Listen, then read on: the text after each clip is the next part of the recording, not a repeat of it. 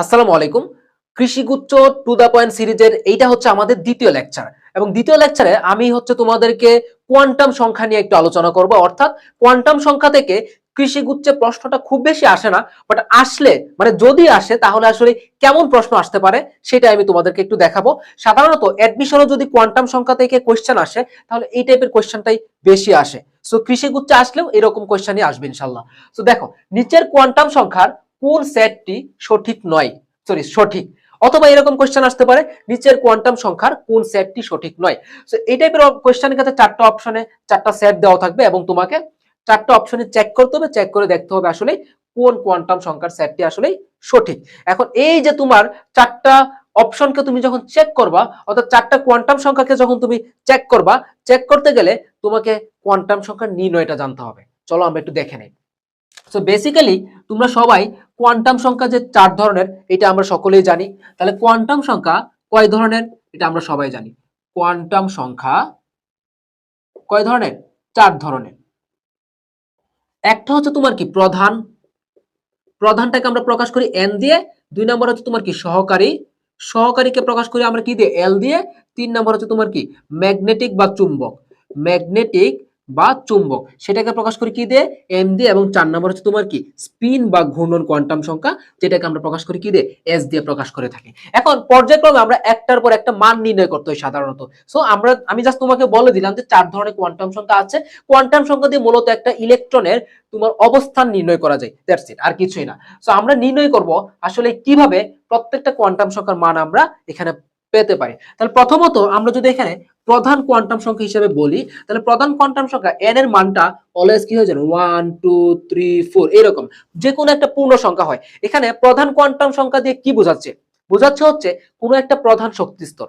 যেমন আমি যদি কোনো একটা পরমাণুর একটা ডায়াগ্রাম আঁকি, তাহলে দেখো এখানে আমরা বলতে পারি হচ্ছে এইটা যদি নিউক্লিয়াস হয় এটা তার প্রথম শক্তি স্তর, এটা হচ্ছে তার দ্বিতীয় শক্তি স্তর, এটা হচ্ছে কি তার তৃতীয় শক্তি স্তর। তাহলে প্রথম শক্তি স্তরের ক্ষেত্রে n এর মান 1, দ্বিতীয় শক্তি স্তরের ক্ষেত্রে n এর মান 2, তৃতীয় শক্তি স্তরের ক্ষেত্রে n এর মান 3। তো এই জিনিসগুলো মূলত এখানে বোঝাচ্ছে এক্স্যাক্টলি। তাহলে আমরা n এর মান যে কোনো একটা ধরতে পারি, তাই না? ধরো এখানে যেহেতু সব ক্ষেত্রে আমাদেরকে n এর মান কত দেওয়া আছে? 3 দেওয়া আছে, তাহলে আমরা ধরে নিলাম কি n = 3। আচ্ছা, আমরা n এর মান পেলাম। দ্বিতীয়তে আসো, আমাদেরকে এল এর মান বের করতে হবে। এল মানে কি জানো? সহকারী কোয়ান্টাম সংখ্যা। তাহলে এল মানে হচ্ছে কি সহকারী কোয়ান্টাম সংখ্যা। এখন সহকারী কোয়ান্টাম সংখ্যার মানটা আসলে তুমি কিভাবে নির্ণয় করবা? সহকারী কোয়ান্টাম সংখ্যা এল ইকুয়াল মনে রাখতে হবে শূন্য থেকে n-1 পর্যন্ত। যেমন তুমি যদি এখানে n এর মান কত ধরো ভাই? 3 ধরো, তাহলে এখানে l এর মান কি হবে? তাহলে l এর মান হবে 0 থেকে n-1 পর্যন্ত। সো আমি এখানে যদি n এর মান 3 ধরি, তাহলে l এর ভ্যালুটা কি হবে জানো? 0 থেকে n-3 n-1। তাহলে এখানে n কত দেওয়া আছে? 3 দেওয়া আছে। তাহলে আমাদের কত হবে? 3-1, 3-1 মানে কত? 2 পর্যন্ত হবে। তাহলে আমাদের l এর মানটা হবে কত? 0 1 2। ওকে, সো এল এর মানটা আশা করি সবাই বুঝতে পারছো। তাহলে এল এর মান হবে কি 0 থেকে n-1 পর্যন্ত। সো আমি আরেকটু বেশি জিনিস তোমাদেরকে শিখিয়ে দেই। 0 1 2 3 এল এর মান মূলত এই চারটাই হয়।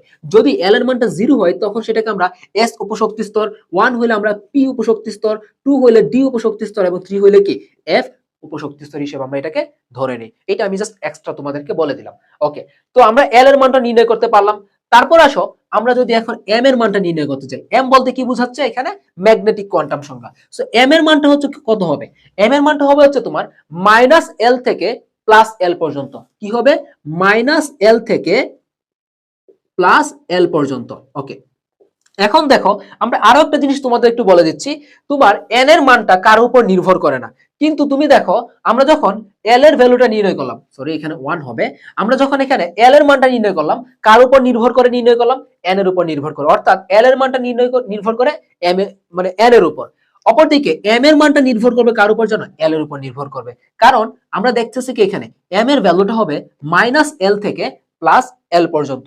তাহলে প্রত্যেকটা l এর ভ্যালুর জন্য m এর আলাদা ভ্যালু থাকবে। যেমন এখানে l ইকুয়াল কত? 0। তাহলে এখানে m ইকুয়াল কত হবে? -0 0 +0 এরকম না? বাট 0 তে আসলে প্লাস মাইনাস কোনো ভ্যালু নাই। সো আমরা শুধু 0 এখানে বলতে পারি। আচ্ছা, তাহলে l এর মান যখন 1 হবে তাহলে m এর মান কি হবে? আমরা জানি কি -l থেকে +l পর্যন্ত। সো l এর মান 1 হলে সো এখানে কত হবে? -1 0 +1। এল এর মান যখন 2 হবে তাহলে এখানে কত হবে -2 -1 0 +1 +2। সো এম এর মানগুলো কি এইগুলো হতে পারে, তাই না? আচ্ছা, সো আমরা এম এর ভ্যালুটা নির্ণয় করা শিখে গেলাম। এরপর আসো এস এর ভ্যালু কি হবে। এস বা স্পিন কোয়ান্টাম সংখ্যা। তো স্পিন কোয়ান্টাম সংখ্যার ভ্যালু হয় প্লাস হাফ অথবা মাইনাস হাফ। একটাকে তুমি প্লাস হাফ ধরলে আর এটাকে তুমি মাইনাস হাফ ধরতে পারো, এটা তোমার ইচ্ছা। যেমন আমরা যদি এখানে ধরি এস ইকুয়াল কত হবে, এটার জন্য হবে কি তোমার যেহেতু এখানে একটা কোয়ান্টাম একটা অরবিটাল, সুতরাং এখানে কত হবে প্লাস মাইনাস হাফ, এখানে কত হবে প্লাস মাইনাস হাফ। কয়টা অরবিটাল, এখানে হচ্ছে তোমার 3টা অরবিটাল, এখানে কত হবে 5টা অরবিটাল, তাই এখানে কত হবে প্লাস মাইনাস হাফ। সো এখন খেয়াল করি আমরা যে কোন কোয়ান্টাম সংখ্যার সেটটি আসলে সঠিক। n ইকুয়াল 3 হলে l ইকুয়াল কি কখনোই 3 হবে? বলো, তোমরাই বলো।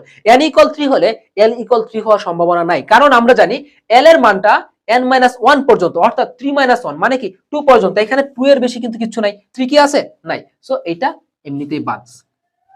বি অপশনে আসো, n ইকুয়াল 3 হলে l ইকুয়াল 2। ওকে, মেনে নিলাম l ইকুয়াল 2 হবে। আচ্ছা, এখন n ইকুয়াল 3 হলে l ইকুয়াল 2 হবে মানলাম, বাট m ইকুয়াল কি কখনো প্লাস 3 হবে? দেখো তো, এই যে এতগুলো করলাম, এখানে কি কখনো m ইকুয়াল প্লাস 3 আছে? নাই। কেন হবে না?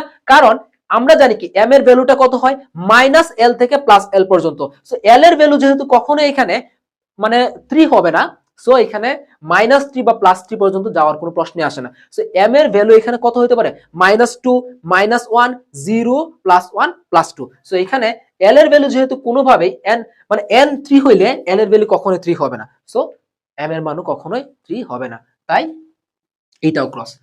অপশন সি তে আসো, n ইকুয়াল 3 হলে l ইকুয়াল 2 হবে। হ্যাঁ, অবশ্যই হবে, আমরা মেনে নিলাম। তারপর দেখে m ইকুয়াল কি 0 হবে? হ্যাঁ হবে, কারণ আমরা জানি কি m এর ভ্যালুটা এখানে মাইনাস l থেকে প্লাস l পর্যন্ত, অর্থাৎ -2 থেকে +2 পর্যন্ত। সে এর মধ্যে অবশ্যই 0 আছে, সো এটা ধরে নিলাম। তাহলে s এর ভ্যালু কি প্লাস হাফ হবে? হ্যাঁ, অবশ্যই প্লাস হাফ হবে। s এর ভ্যালু প্লাস হাফও হইতে পারে, মাইনাস হাফও হইতে পারে। সো আমাদের হাতে কি অপশন সি ও সঠিক। তারপর আমরা অপশন ডি টা একটু চেক করে নেই। n ইকুয়াল 3 হইলে l ইকুয়াল 2 হইতে পারে, অবশ্যই হইতে পারে। m ইকুয়াল +1 অবশ্যই হতে পারে।